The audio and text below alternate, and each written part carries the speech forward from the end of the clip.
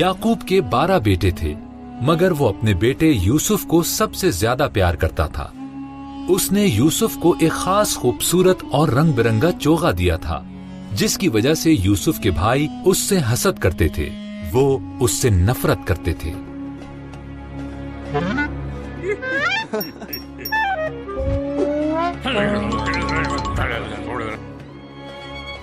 यूसुफ ने बड़े खास ख्वाब भी देखे।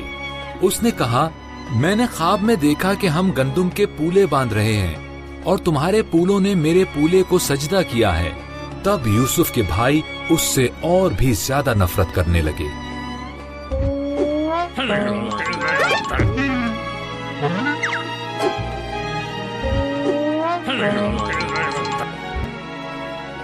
यूसुफ ने एक और ख्वाब देखा। सूरज, चांद और 11 सितारों ने मुझे सजदा किया है। ये सुनकर उसके बाप और भाइयों को गुस्सा आया। तुम्हारा मतलब है तुम हम पर हुकूमत करोगे?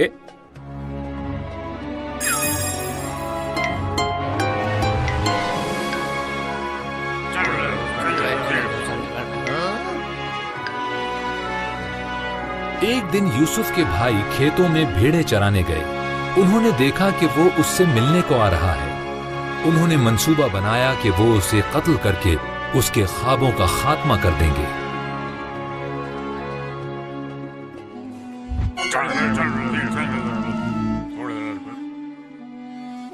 रोबन ने कहा, अपने ही भाई को मारना दुरुस्त नहीं, हम इसे इस खाली कुएं में फेंक देते हैं। उन्होंने उसका खास चोगा उतारा और उसे कुएं में फेंक दिया।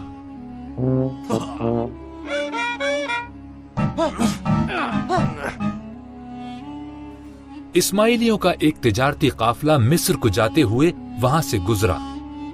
यहूदा ने मशवरा दिया, हम यूसुफ को इनके हाथ बेच देते हैं। बस यूसुफ को चांदी के 20 सिक्कों में बेच दिया गया। भाइयों ने यूसुफ के चोगे को बकरी के खून में डिबोया और याकूब को दिखाया। वो रोने लगा, मेरा बेटा मर गया है। इसी दौरान यूसुफ को मिस्र ले जाया गया, लेकिन खुदा यूसुफ के साथ था।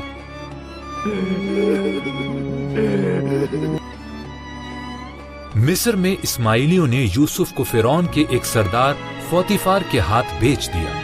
खुदा ने यूसुफ को बरकत दी और उसे कामयाब किया। फोतिफार ने यूसुफ को अपने पूरे घर का मुख्तार बना दिया।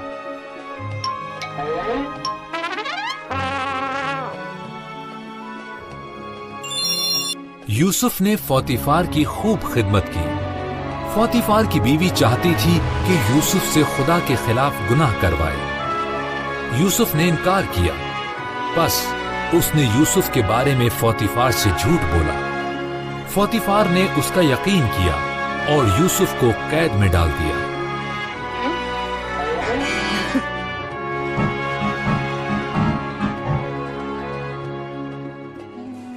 कैद में यूसुफ की मुलाकात फिरौन के 2 नौकरों से हुई, जिन्होंने एक एक ख्वाब देखा और खुदा ने यूसुफ पर ख्वाबों का मतलब जाहिर किया।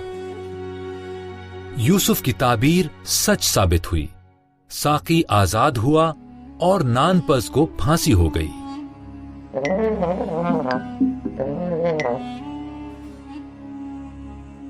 दो साल बाद फिरौन ने 2 खौफनाक ख्वाब देखे।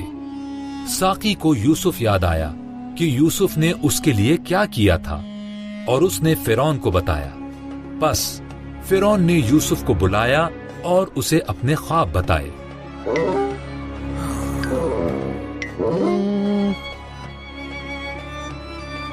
खुदा ने यूसुफ पर फिरौन के ख्वाबों का मतलब जाहिर किया।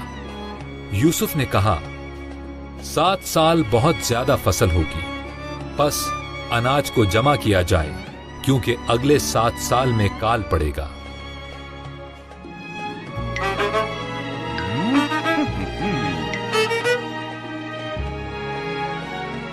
फिरौन यूसुफ की अक्लमंदी से मुतासिर हुआ। बस उसने यूसुफ को अनाज जमा करने का हाकिम बना दिया। फिरौन के अलावा मिस्र में यूसुफ से ज्यादा किसी के पास इख्तियार न था।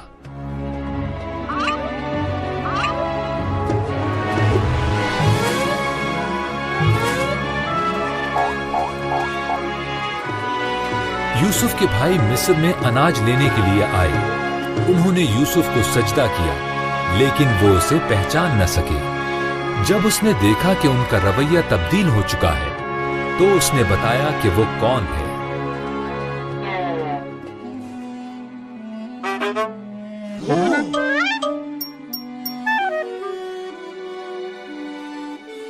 بھائی بہت ڈر گئے۔ یوسف نے کہا، تم نے تو مجھے نقصان پہنچایا، لیکن خدا نے اسے بھلائی کے لیے استعمال کیا۔ سارے خاندان کو مصر میں لے آؤ، یہاں وافر مقدار میں خوراک ہے۔